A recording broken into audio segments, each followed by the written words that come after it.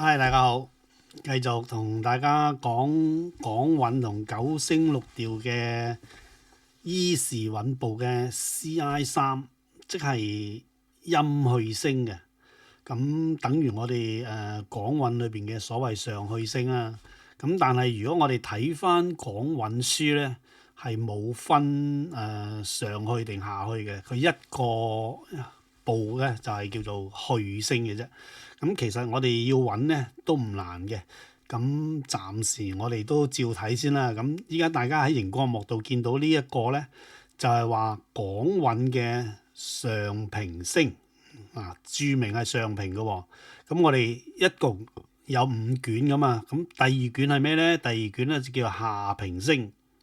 咁第三卷又叫做乜嘢咧？咁第三卷咧嗱，佢好明顯地係寫住上聲嘅啫，就冇話分上聲啊，定抑話下上聲嘅。咁我哋遲啲先至去解釋佢啦。咁我哋再睇埋咧，第四卷咧就係去聲，亦都係冇分上去定下去嘅。咁第五卷咧就係入聲啦。咁我哋一共係5卷喺度。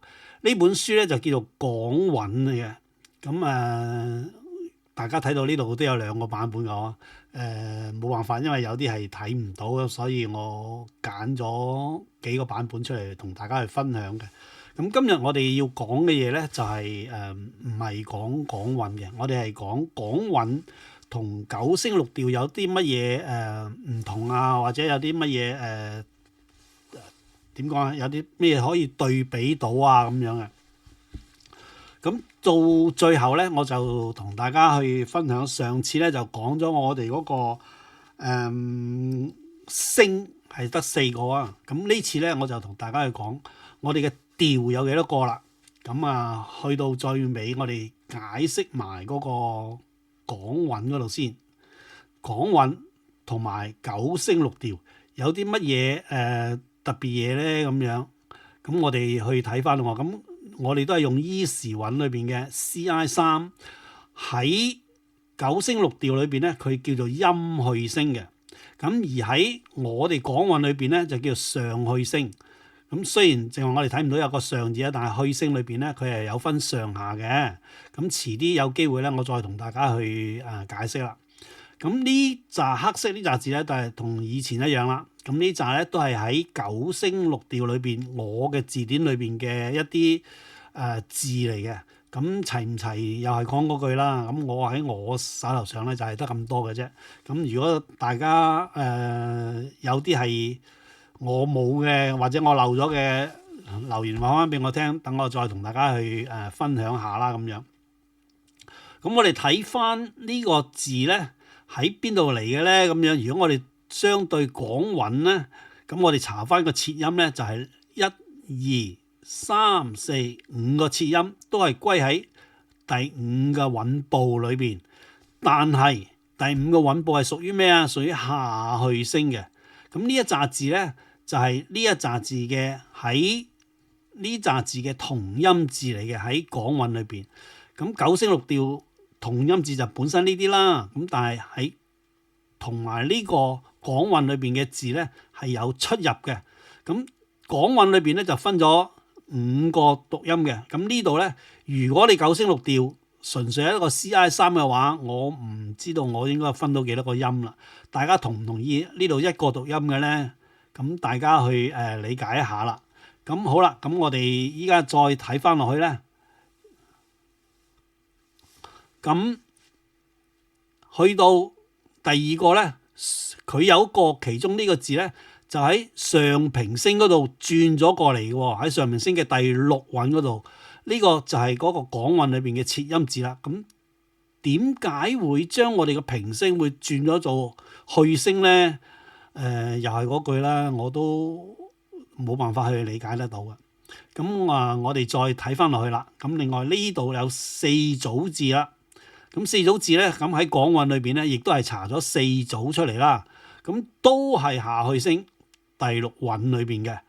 咁即係點講啊？佢完全係同本身嘅港韻裏邊嘅原讀音咧係唔同啦，有分別啦。咁我哋再睇落去咯喎，咁有3組咧，就係喺港韻裏邊查出嚟咧，就係下去聲嘅第七韻裏邊嘅。咁呢啲就係佢嘅字啦。咁呢個冇嘅意思咧，即係話呢個字咧係冇同音字嘅喺港韻裏邊，咁啊得呢個字嘅啫。咁環顧翻我哋淨話睇咗咁多嘢啦，咁喺港韻裏邊咧就包含咗4個韻部。一共31個字，就係喺九聲六言裏邊有31個字嘅。咁但係31個字裏邊咧，冇一個係喺我哋港韻裏邊嘅上去聲。咁即係話係咪當佢錯咧？咁我又唔知點樣去講好樣。如果我話佢錯，就好似有冇搞錯啊，海哥你咁樣。咁就由翻大家自己去決定啱定唔啱啦。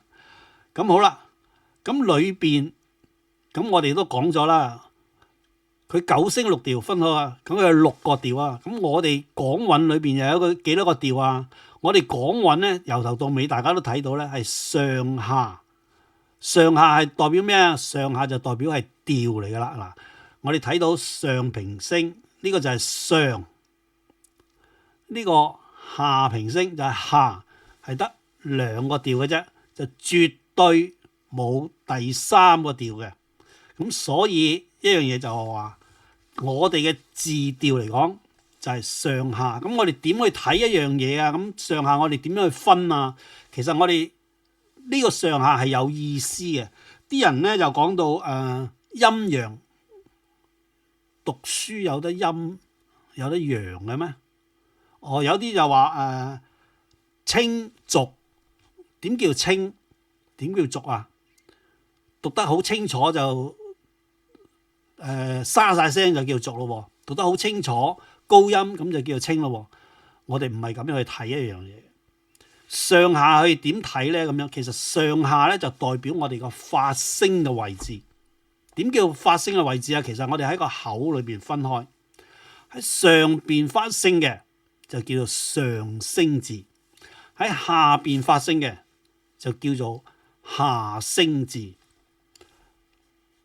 咁其實如果你喺上聲字發聲咧，即係代表我哋個鼻音咁上一個位去出聲，而下聲咧就即係指我哋嘅喉嚨地方去發聲出嚟，咁先至係一個真真正正我哋將嗰個港韻裏邊嘅切音咧，可以讀到正字出嚟嘅。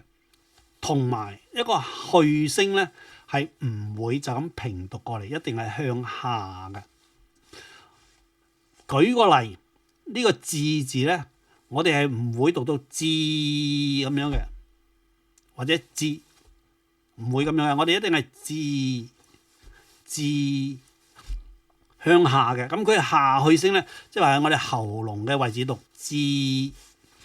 如果調翻轉啦，如果我當咗佢係上去聲咁樣，喺上面咧喺個鼻嗰出字，係完全唔同嘅兩個讀音嚟嘅。咁今日講就講到呢度為止啦。咁下一次咧，我就同大家解釋一番，我都講過噶啦。乜嘢叫字正腔圓咧？喺下次 CIC 嘅時候再同大家去分享啦。咁今日就講到呢度為止啦。咁好多謝大家一路對我嘅支持啦，亦都我都知道好悶噶啦。咁希望我盡快講埋呢兩個去啦。多謝大家。